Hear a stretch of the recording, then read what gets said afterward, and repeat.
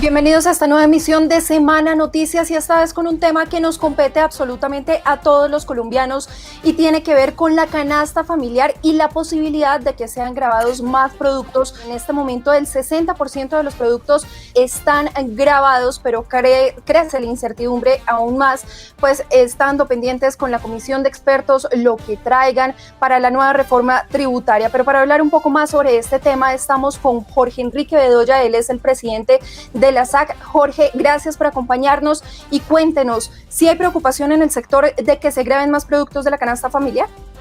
Hola Paula, hola, ¿qué tal? Gracias. Sí, hay una gran preocupación por una razón. Hoy la mayoría de los alimentos que consumen los colombianos están bajo dos estructuras en materia tributaria, o el régimen de exentos, que es una tarifa del IVA del 0%, o el régimen de excluidos, es que no tienen cero. Entonces, si el proyecto de reforma tributaria, que no conocemos y solo hemos escuchado los argumentos del viceministro de Hacienda en algunos medios de comunicación, es que va a haber un IVA del 19% para estos productos, eso se traduce simplemente en lo siguiente: el costo de la alimentación de los colombianos va a subir en 19% y eso genera una preocupación. ¿Preocupación por qué? Porque el año pasado tuvimos una inflación del 1,6%. El gobierno hizo un gran esfuerzo para incrementar el salario mínimo en el 3,5%. Yo no me imagino qué va a ocurrir si se le sube el costo de la comida a los colombianos en 19% y eso qué implicaciones tiene en materia de nutrición, pero también en materia del impacto de los productores de alimentos que sí que le cumplieron a Colombia garantizando la seguridad alimentaria en el 2020. Y justamente algo que usted menciona se relaciona mucho pues con el decrecimiento que ha tenido la economía colombiana, pues que en el tercer trimestre cerró en menos 9% y que claramente la gran mayoría de colombianos pues en este momento no están con las mismas capacidades económicas para poder afrontar este tipo pues de aumentos en la canasta familiar.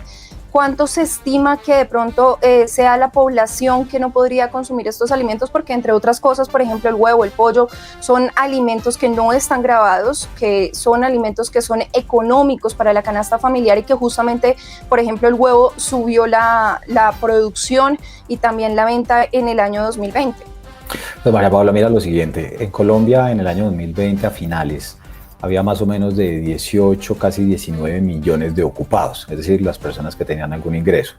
De esos 18 millones de ocupados, 8.9 millones ganaban menos de 790.000 pesos, es decir, el 47.6% de la población ocupada.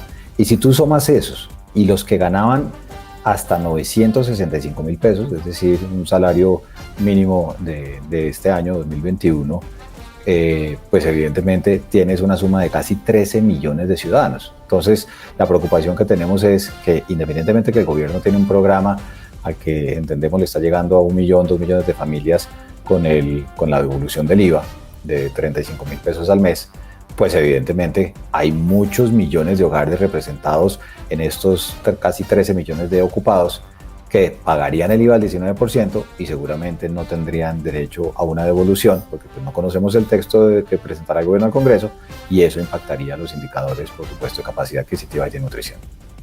Claro, Jorge, y todo esto pues es hablando de un supuesto porque aún no se conoce los resultados de la comisión de expertos que están evaluando la reforma tributaria que sí o sí va a entrar al país, pero eventualmente dicen que suben el 19% a estos productos de la canasta familiar. ¿Sí cree que se ha aprobado en el Congreso este debate? Porque pues en otras ocasiones ya ha sucedido y pues efectivamente lo han tumbado.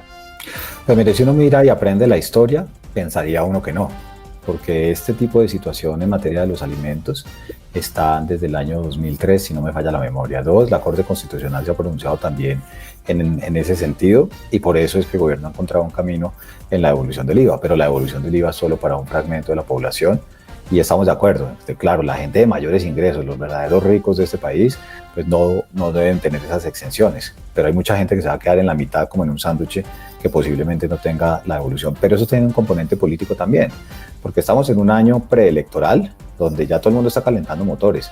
Ya hemos visto tantos precandidatos a la presidencia de la República y sus partidos.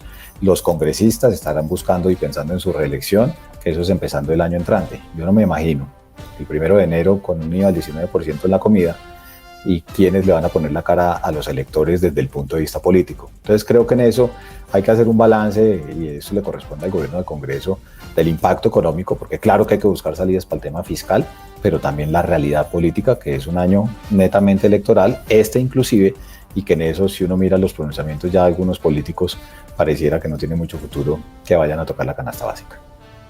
Por otro lado, se dice que el 19% de este IVA que se le incremente al otro 40% de los productos de la canasta familiar que no están grabados en este momento, pues con ese IVA, como bien lo ha explicado usted, representaría 9 billones de pesos para las arcas del Estado.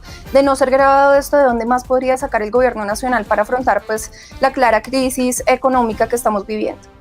Pues mire, definitivamente la lucha contra la evasión. El gobierno ha hecho mucho en materia de lucha contra la evasión, pero los mismos indicadores del gobierno dicen que se puede hacer más. Dos, yo no sé, qué tal que uno pensara en una sobretasa a la renta transitoria, tal vez como cuando se hizo en la época de la lucha contra el terrorismo, que con un impuesto al patrimonio se pagó parte de los recursos para fortalecer nuestras Fuerzas Armadas. Indudablemente, la ampliación de la base de contribuyentes para el tema del impuesto de renta y también el pago de renta de personas naturales que hoy, por las diferentes gabelas que existen en el estatuto tributario, seguramente muchos no pagan muy poquito. De tal manera que creo que es una tarea de encontrar equilibrios e indudablemente la discusión del IVA estará sobre la mesa. 19% de IVA, ¿será que se puede mirar qué han hecho en otros países que de pronto son cosas que no le afectan el bolsillo a la población? E indudablemente también mirar los ahorros que se puedan hacer desde el punto de vista del mismo Estado. De tal manera que esto debería ser una discusión con todos los actores, pausada, obviamente con elementos técnicos, porque la comisión de expertos son unos expertos internacionales que seguramente saben mucho de finanzas públicas, pero la realidad de nuestro país incorpora los temas políticos, los temas sociales y por supuesto mirar nuevas alternativas a la luz de que tenemos hoy. También hay que tener en cuenta que José Andrés Romero, director saliente de la DIAN, era el que estaba en esta discusión del IVA justamente en la comisión de expertos. Con esta salida de pronto crea una preocupación en el sector para que realmente sí se llegue a dar este aumento. No, yo creo que no, porque el doctor Romero pues se va y finalmente ya el presidente tuvo la buena fortuna de designar a una persona que viene de la DIAN y que es una persona muy conocedora de estos temas, de tal manera que yo creo que hay una muy buena transición, que el equipo de la DIAN a ese nivel es indudablemente muy profesional. Yo creo que la discusión más va a estar con el Congreso de la República y cómo se le presente esto a la opinión, porque definitivamente conocer la reforma a través de los medios, o por lo menos esas puntadas, creo que no es sano. Lo ideal habría sido poner el texto de la reforma para que todo el mundo la conozca y ya el gobierno, en su calidad de gobierno, tendrá que tomar las decisiones que considere. Es algo que nunca antes se había visto, porque antes sí se mostraba el documento y luego pues sí se abría el espacio a la discusión, pero pareciera que el gobierno lo estuviera sacando como por pedacitos. ¿O es esa la sensación que tienen de pronto en los sectores? No, yo creo que siempre con el gobierno hemos tenido muy buena relación a la hora de discutir todos los temas de política pública, pero en la ley de financiamiento en 2018 pasó lo mismo. Los funcionarios del Ministerio de Hacienda, ante preguntas de comunicadores de nuestro país, dieron puntadas de la reforma y ahí se armó el problema, pues porque no se conocía y terminó siendo que sí querían ponerle IVA al 19% a la comida. En este caso, tristemente estamos repitiendo la historia, pero yo creo que todavía estamos a tiempo de conocer el texto, de mirar qué es lo que contiene y sobre eso ya dar opiniones mucho más formadas, pero pues también creo que tenemos el derecho de opinar sobre los lineamientos que ha dado el viceministro de Hacienda y dejarle clara a la opinión del país las preocupaciones que tiene un sector como el que representa la SAC. Pues así es, Jorge Enrique Bedoya, presidente de la SAC, muchísimas gracias por acompañarnos acá en Semana Noticias. A ustedes, muy amable como siempre.